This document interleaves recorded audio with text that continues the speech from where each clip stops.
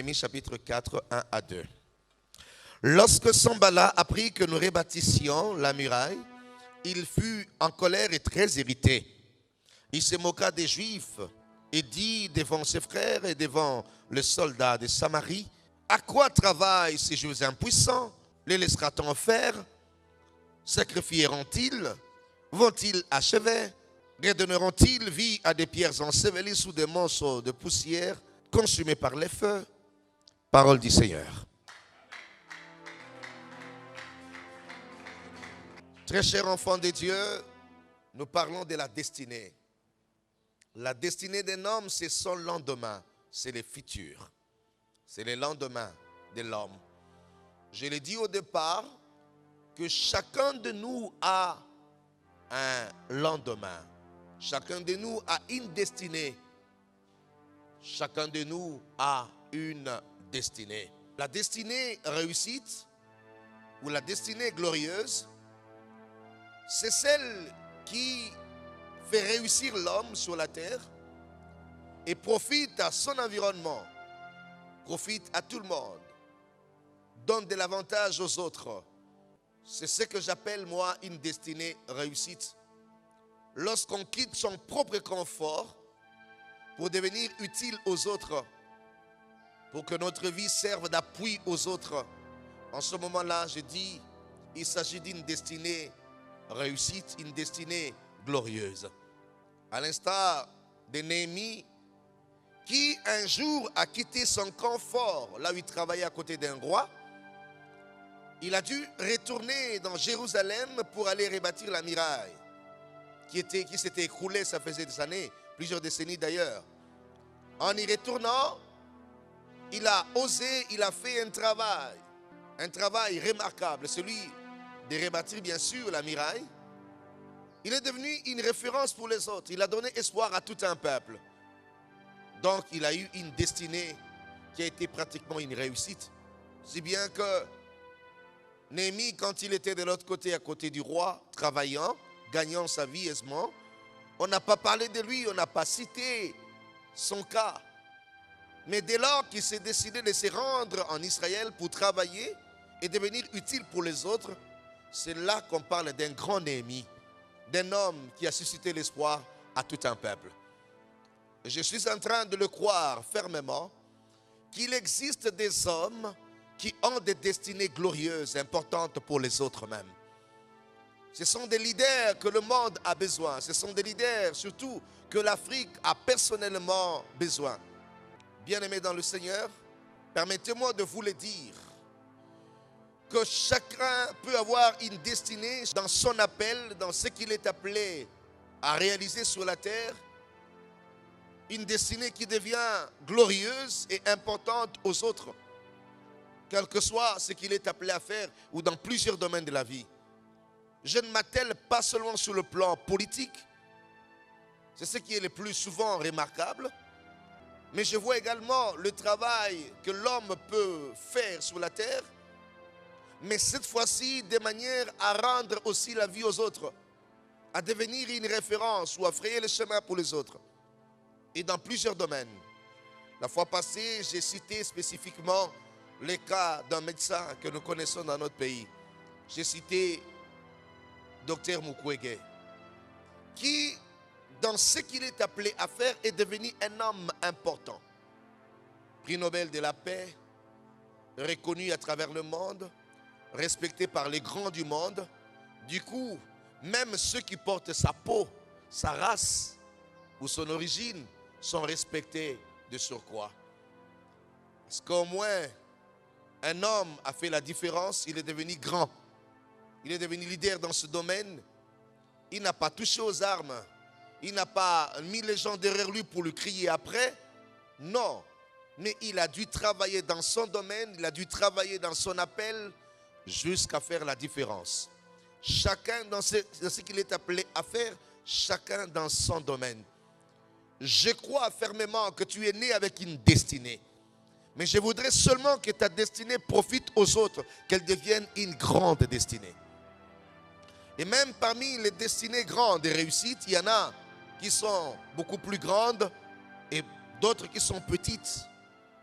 La grande destinée, c'est celle qui va un peu plus loin, qui traverse les limites, qui dépasse les limites frontalières, qui atteignent un niveau le plus élevé au sommet, jusqu'à traverser les océans et les mers.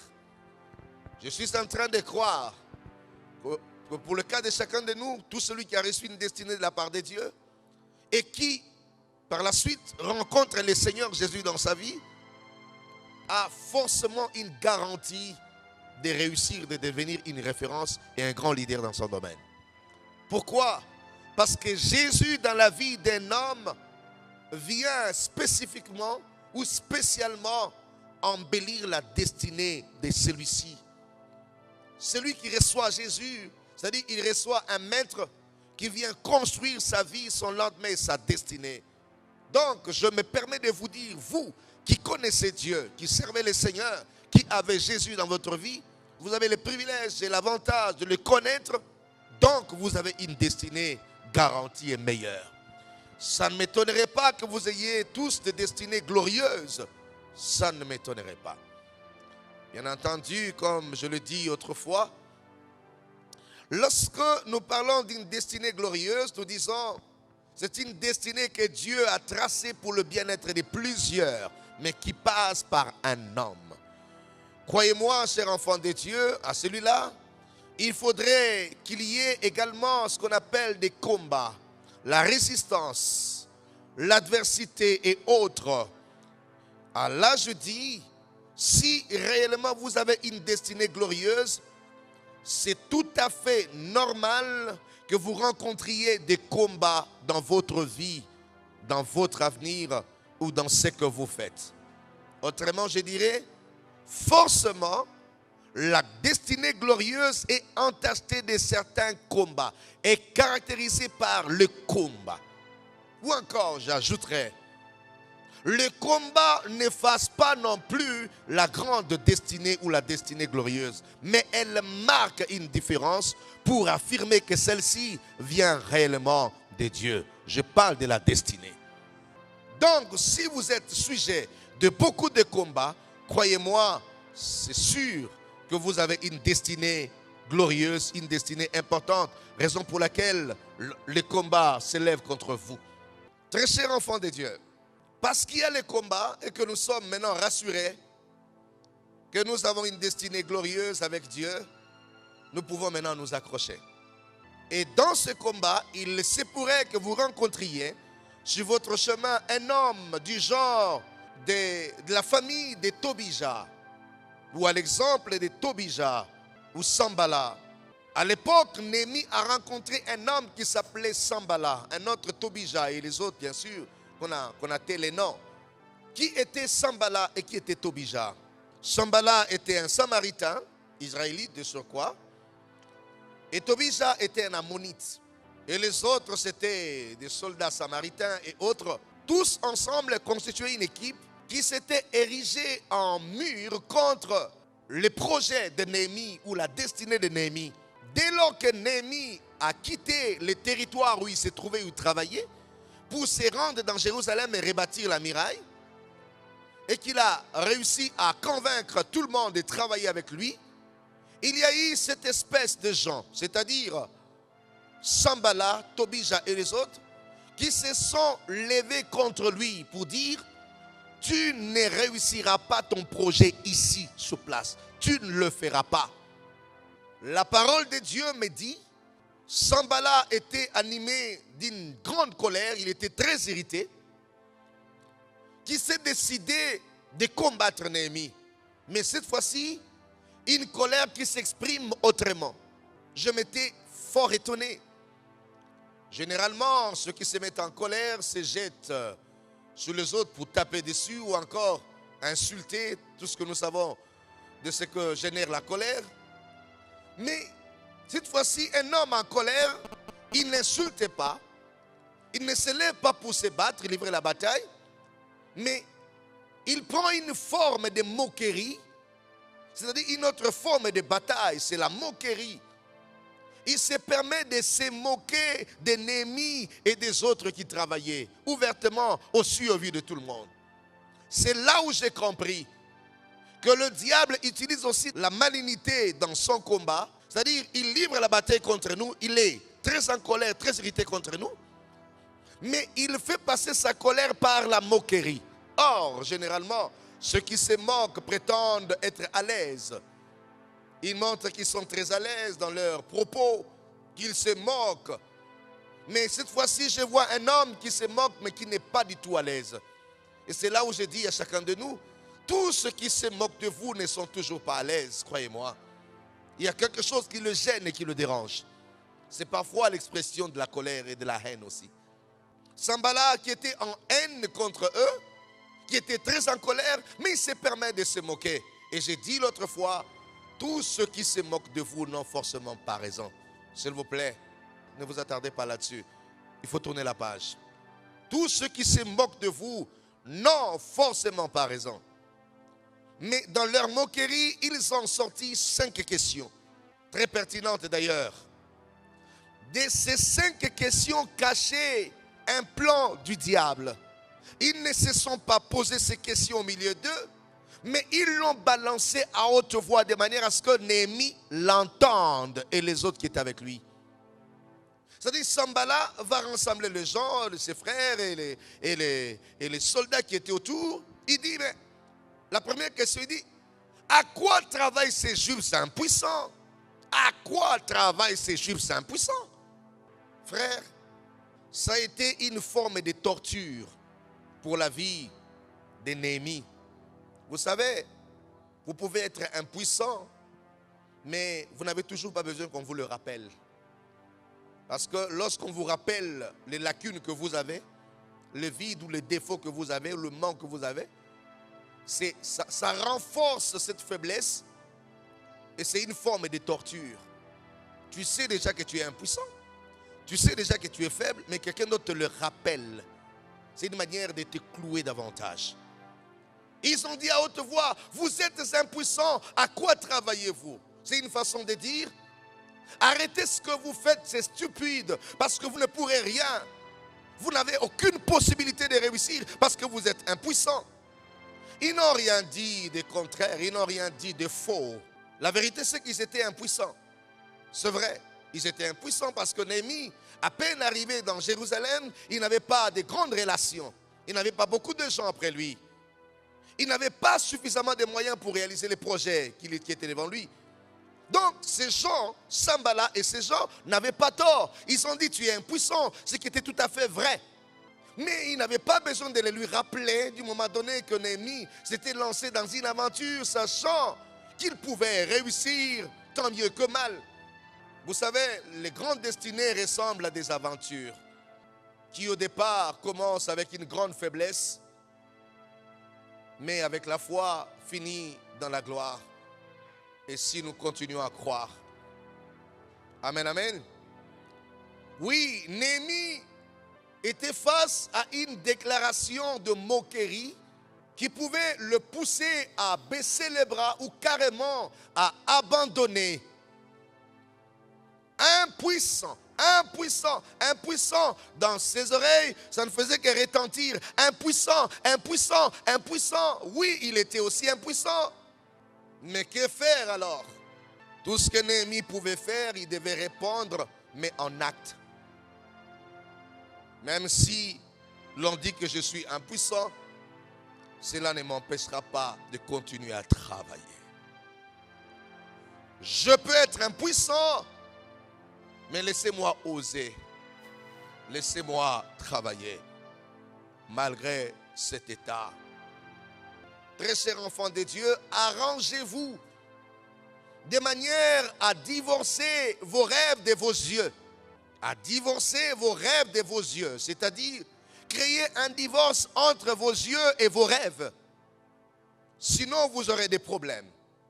Vous avez des rêves et vous avez également les yeux physiques.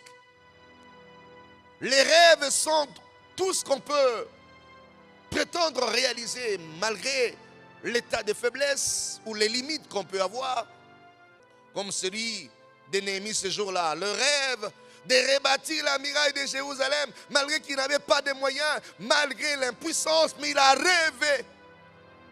Tout ce qu'il devait faire, il devait cesser de voir avec les yeux physiques. C'est-à-dire, il devait couper les ponts entre ses yeux et le rêve. Sinon, entre les deux, il y aura une partie qui dominera. Ou généralement, lorsque vous mariez le rêve avec les yeux, c'est le rêve qui meurt. Ça se passe comme ça spirituellement. Dans la tête, dans mon esprit, dans mon intérieur, je rêve. Je pense réaliser de grandes choses. Je pense construire. Je pense atteindre telle ou autre chose. Je pense me déplacer, arriver à tel endroit. Je n'ai pas assez de moyens. Ce qui me poussera à développer ma pensée jusqu'à arriver à la conclusion ou à la réalisation, ce serait quand je continuerai à rêver sans avoir les moyens. Je pourrais développer jusqu'à statuer, à fixer, à établir même les projets bien finis. Mais croyez-moi, dès lors que j'aurai mes yeux ouverts pour voir en réalité ce que je manque, mes incapacités, mes limites, je vais arrêter de rêver.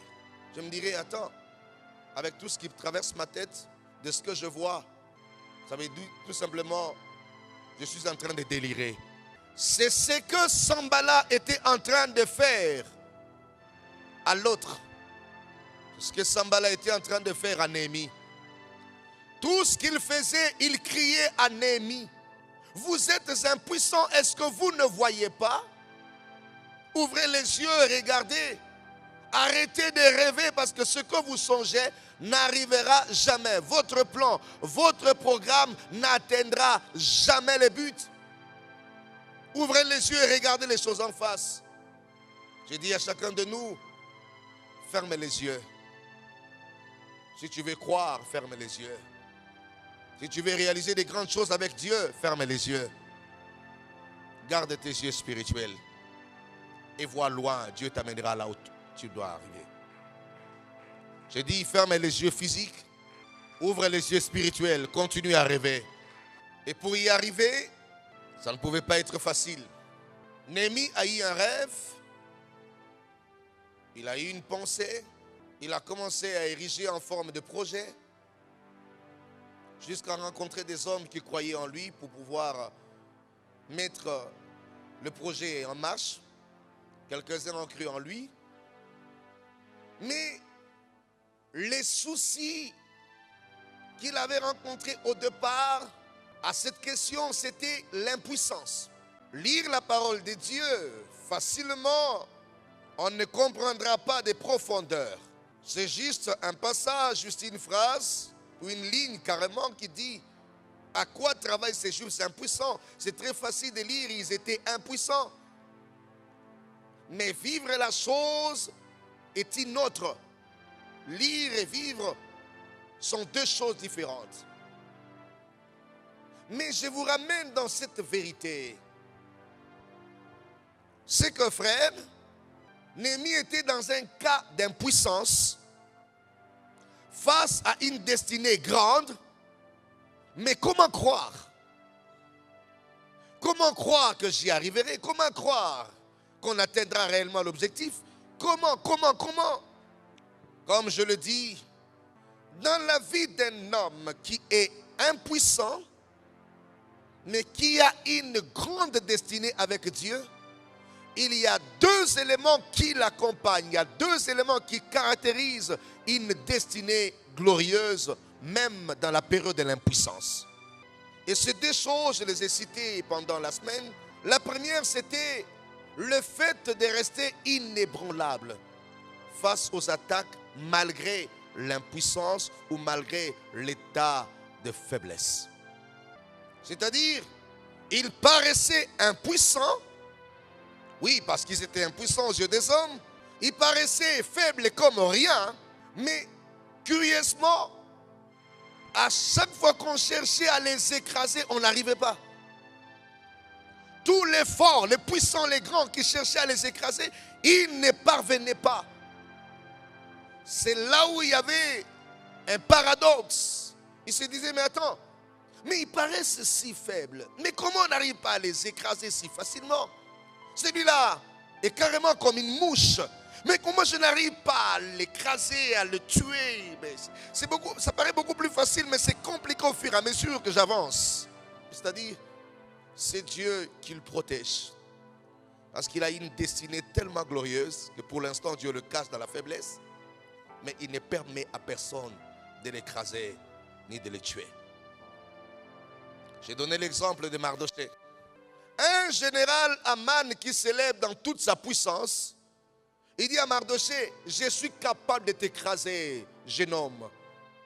Je vais t'ôter la vie, je vais t'humilier, je vais te tuer. Je vais te pourrir la vie, tu verras. Tu n'existeras plus. Tu verras de quoi est-ce que je suis capable moi. Et d'ailleurs, je ne te tuerai pas seul. Il y aura les bois, tu seras pendu au bois, mais après toi, tous les Juifs après toi vont être tués de la même façon. Je vous tuerai tous le même jour. Et personne ne m'empêchera de le faire. Il a tenté, il a reçu au fait l'appui de tous ceux qui étaient avec lui, jusqu'à toucher au roi. Il a convaincu même le roi. Le roi était tout à fait d'accord avec lui. Il a versé de l'argent au compte du roi. Le roi l'a permis de le faire. Il a arrêté un jour. Il a dit, demain je vais te tuer, t'humilier devant les gens. Tu verras combien je suis puissant moi dans ce pays. Oui, Mardochée était si faible. Mais la Bible dit, pendant qu'il était en train de chercher à réaliser son projet le lendemain, la nuit, à la veille, Dieu s'est levé et il a parlé au roi. Le roi a changé de décision. Le roi se réveille la nuit et il dit, on doit faire du bien à Mardochée. De surcroît, il prend le même général Aman qui cherchait à lui pourrir la vie. Il dit, prends cet homme, tu le mets sur mon cheval, tu crieras après, voici celui que le roi veut honorer. C'est-à-dire la honte, la mort qui le guettait était changée à la gloire, était changée en élévation le même jour. À telle enseigne que le général Aman disait, mais petit angoisse est le côté, mais nini na oko bomaye, c'est-à-dire moi yo bomaye boezate parce que derrière lui il y a une main qui les rend efficaces et inébranlables. Dieu a un plan avec lui, il a une destinée. Si tu remarques dans ta vie cet élément, crois-moi, tu as une destinée meilleure et très grande et cachée. C'est-à-dire, tu parais faible, mais on n'arrive jamais à t'ôter la vie, on n'arrive jamais à t'écraser. C'est-à-dire, derrière toi, il y a une main, tu as une destinée. Et vous savez, le monsieur est retourné chez lui à la maison furieux. Il a dit, ce petit vient d'échapper. Je vais continuer avec mon projet. Il verra ce que je ferai de lui. Il arrive dans la maison avec ses gens, il commence à relater l'histoire. Il dit la honte qui lui était arrivée. Et après quoi, sa femme qui vient lui parler en disant, mon mari, je t'ai entendu parler tout à l'heure, renseigne-toi. Si cet homme devant lequel tu commences à tomber aujourd'hui est un juif, arrête ton projet. Tu ne pourras rien contre lui. Waouh. Ça veut dire tout simplement, la race de ces gens-là, c'est une race très compliquée. C'est-à-dire, arrête de ton projet maintenant, là, avant que le pire n'arrive. Waouh. Sa femme était en quelque sorte en train de le prévenir. De dire, attends, il y a un danger devant toi, parce que cet homme était un juif. Je suis en train de dire à tout le monde, nous sommes une race, des juifs, une race rare. C'est-à-dire, je parais faible, je parais impuissant, je parais tout petit. Mais en t'approchant de moi, cherchant à m'écraser, tu rencontreras une force, une puissance qui est en train de m'épargner la vie, de m'épargner, de me rendre efficace au fur et à mesure. Malheureusement, le monsieur n'a pas écouté les conseils de sa femme. À la fin des comptes, il a fini par mourir. Et Mardochée est resté en vie.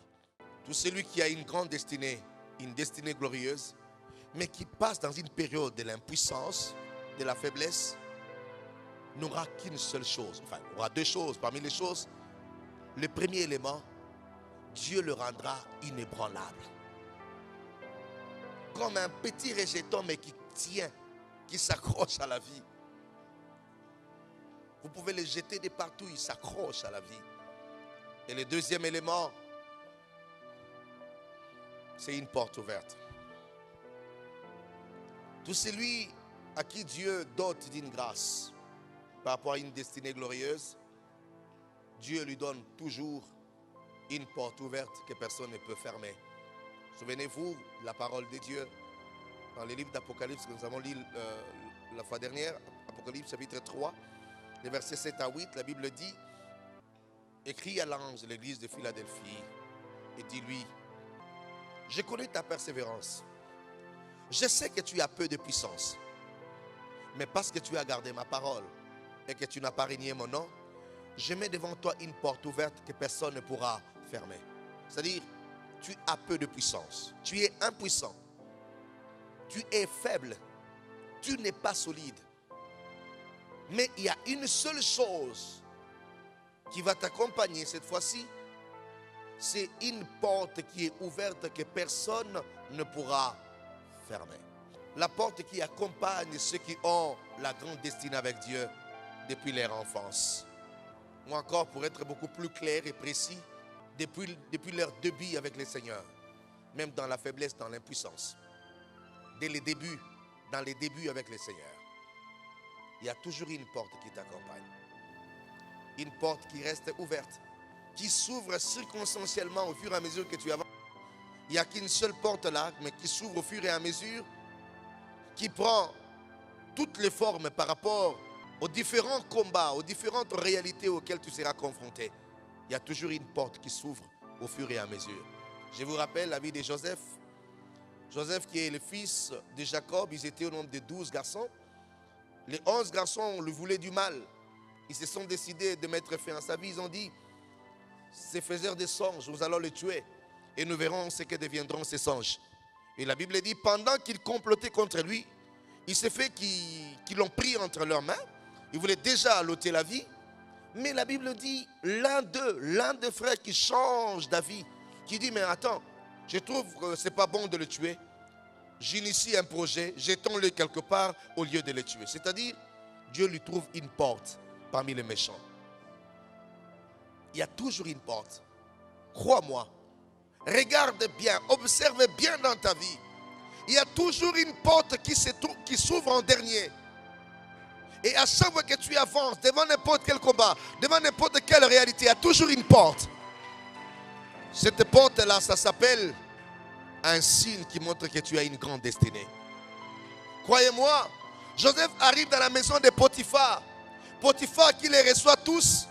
Mais ce même Potiphar devient une porte pour Joseph, qui l'établit chef de ses entreprises.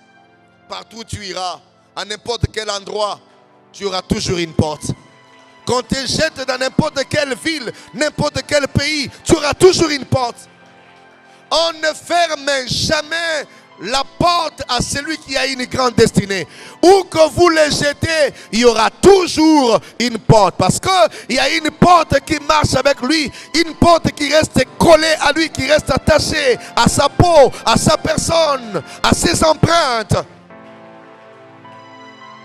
Voilà pourquoi je dis à tous ceux qui connaissent le Seigneur, n'ayez pas peur de découvrir d'autres lieux, d'autres milieux, d'autres défis. Parce qu'il y aura toujours une porte. À n'importe quel endroit où on te jettera, il y aura toujours une porte. Même parmi les méchants, il y aura toujours une porte pour toi. Très cher enfant de Dieu, Dieu est capable. Dieu est capable d'utiliser qui il voudra. Parce qu'il y a une porte qui reste collée à toi, qui marche avec toi. Et vous savez, Joseph, à la fin des comptes, il y a eu une porte qu'il a introduite dans le palais royal, où il est allé travailler pour le reste de sa vie à côté des pharaons. Il est devenu fort et puissant. La toute dernière porte. En fait, cette même porte qui a gravité, qui a atteint un niveau le plus élevé, jusqu'à l'introduire à côté du roi. C'est cette même porte qui t'a toujours accompagné depuis un certain moment. C'est celle qui t'introduira au milieu de grands, vers les grands, au sommet, à l'élévation, à la grandeur. C'est la même porte au fait. C'est la même porte. C'est la même porte. Sois rassuré. C'est-à-dire, tu es né avec. Le Seigneur l'a embellie, le Seigneur l'a agrandie. Elle est avec toi, elle a toujours été là. Mais la porte prend la forme des hommes au fur et à mesure. Au fur et à mesure on avance, la porte prend la forme des hommes. Sa première porte a pris la forme de son frère. C'était l'aîné qui s'était penché vers lui. Arrivé en Égypte, la seconde porte a pris la forme de Potiphar. Celui qui a ouvert la porte à la grandeur dans sa maison. Arrivé en prison, la porte a pris la forme du chef de la prison qu'il a établi quelque part. Et en dernier lieu, pour entrer vers le roi, la porte a pris la forme d'un prisonnier qui était avec lui. Et il est passé par lui pour devenir grand et important.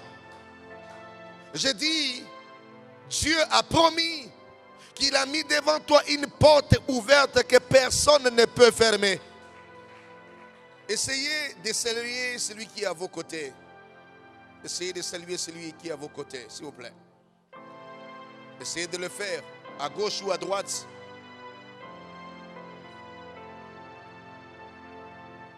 Qu'est-ce que vous avez ressenti? Y a-t-il un mur à côté? Y a-t-il un mur à côté? Non, il n'y a pas de mur. C'est-à-dire c'est très facile de lui serrer la main, n'est-ce pas? Bien que tu ne le connaisses pas, il n'est peut-être pas de la même famille que toi. Il n'a peut-être même pas le même âge que toi. Il n'est même pas de ton rang social, peut-être. Mais tu as une facilité de lui serrer la main. Tu sais pourquoi? Parce qu'on est à l'église. Parce que Dieu a rendu cela possible. Ok? Et je vais te donner un enseignement pour la vie. Tu vois, celui qui est à tes côtés là peut être une porte pour toi demain. Que le Seigneur a déjà placé à tes côtés aujourd'hui.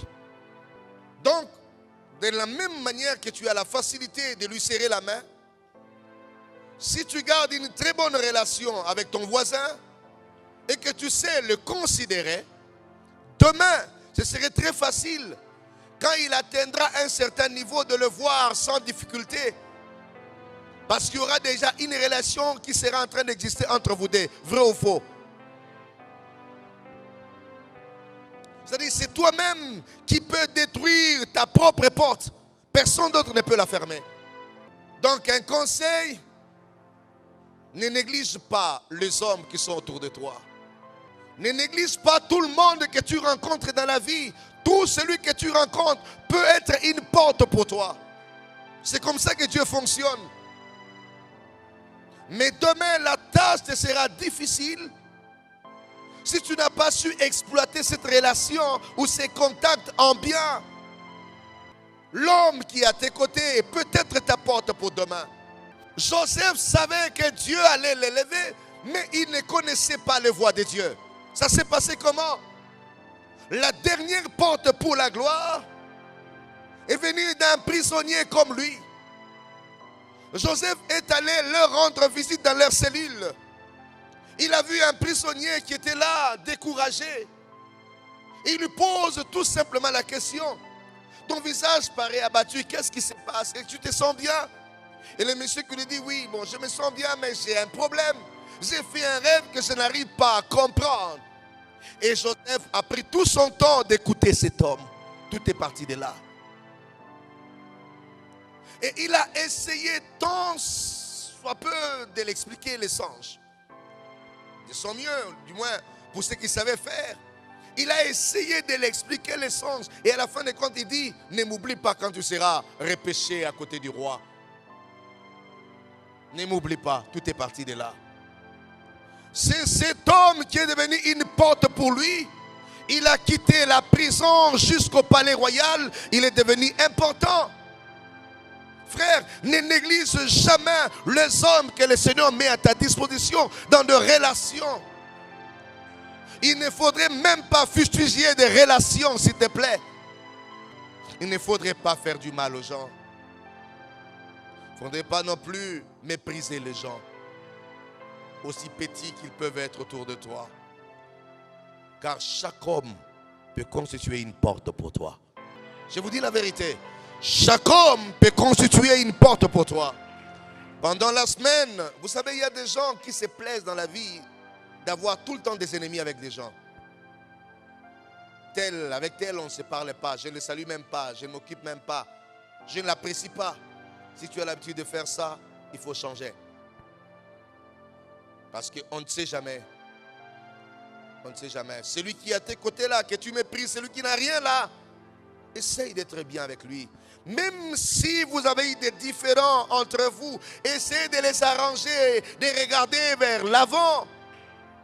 Ne gardez pas des rancunes au milieu de vous, frères, parce que toutes les portes sont là avec vous, à votre portée, à votre disposition. Qu'est-ce que vous en faites? Et pendant la semaine, nous avons prié, nous avons dit à Dieu de nous aider, de ne pas gaspiller, ni détruire nos propres portes à nous. Tu vois cette femme qui est à tes côtés, qui paraît laide et rien, et je t'informe que peut-être son fils ou sa fille deviendra quelqu'un d'important, peut-être le président de la République demain. Ne viens pas poser la question en disant, pasteur, il y avait une dame qui était ici et son fils est devenu, j'ai besoin de la rencontrer. Je dirais, non, non, non, tu l'avais vu et tu n'as rien fait. Je ne sais rien faire d'autre. La vie est très compliquée, il y a des choses que Dieu cache. Ne méprise personne, ne néglige personne, sois cohérent. Celui qui est à tes côtés est une porte pour demain. Vous savez, c'est le pasteur Daniel Mabunduka qui m'a fait rire l'autre fois. Il m'a dit, prophète, quand tu organisais le programme de la prière du 29, ici, il a dit, je devais aller à Lubumbashi, mais j'ai changé mon programme. J'ai dit, je ne peux plus rater ça. Vous savez pourquoi? Parce que l'année passée, le 29 juin, il était avec nous. Il a dit, tu sais que j'étais assis à côté de Fatih. Il était là. Fatih était assis de l'autre côté. Lui, il était juste à quelques poussières de centimètres de lui. Il dit, mais il était là à mes côtés. Ah, mais quand le temps est passé, qu'il est devenu président, il dit, mais ils étaient avec lui. Ça ne me coûtait rien que de lui serrer la main ou de demander ne serait-ce que son numéro de téléphone. En ce moment, j'aurais son contact. Il m'aurait vu de face. Et là, Salongo, j'ai dit, le 31 décembre de cette année, enfin le réveillon de l'année passée, donc cette année, le 1er janvier, il était avec nous à Salongo. 6 jours avant qu'il ne devienne président. Donc on a veillé avec lui. Il y a des protocoles qui lui passaient à côté. Et tout, c'était ordinaire, normal. 6 jours après, il devient un monsieur qu'on ne peut plus rencontrer.